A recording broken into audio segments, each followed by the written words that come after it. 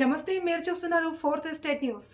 శ్రీకాకుళం జిల్లా ఆంధ్రప్రదేశ్ రాష్ట్రం గౌరవ ఆంధ్రప్రదేశ్ రాష్ట్ర న్యాయ సేవా అధికార సంస్థ వారి ఆదేశం మేరకు శ్రీకాకుళం జిల్లా ప్రధాన న్యాయమూర్తి మరియు అధ్యక్షులు జిల్లా న్యాయ సేవా అధికార సంస్థ జునైద్ అహ్మద్ మౌలానా నేడు జిల్లా కోర్టులోని కాన్ఫరెన్స్ హాల్లో జూన్ నెల 29వ తారీఖు జరగబోయే జాతీయ లోక్ అదాలత్లో ఎక్కువ సంఖ్యలో కేసులు రాజీ చేయమని పోలీస్ అధికారులను, పబ్లిక్ ప్రాసిక్యూటర్లను, న్యాయాధికారులను సమావేశం నిర్వహించి కోరారు.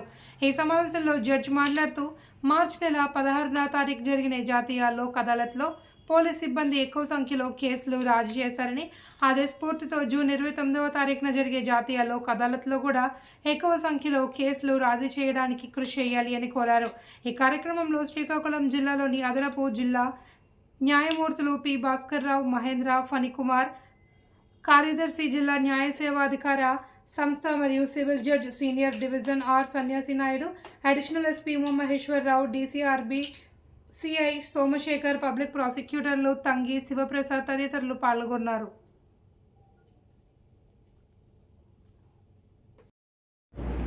Still we have 60 UTP cases pending in the but I don't know what is the right sir. What is the present status of UTP cases in the month of May? Probably there might have been some increase in those cases. ఈ మే మంత్లో ఏమైనా increase అయితే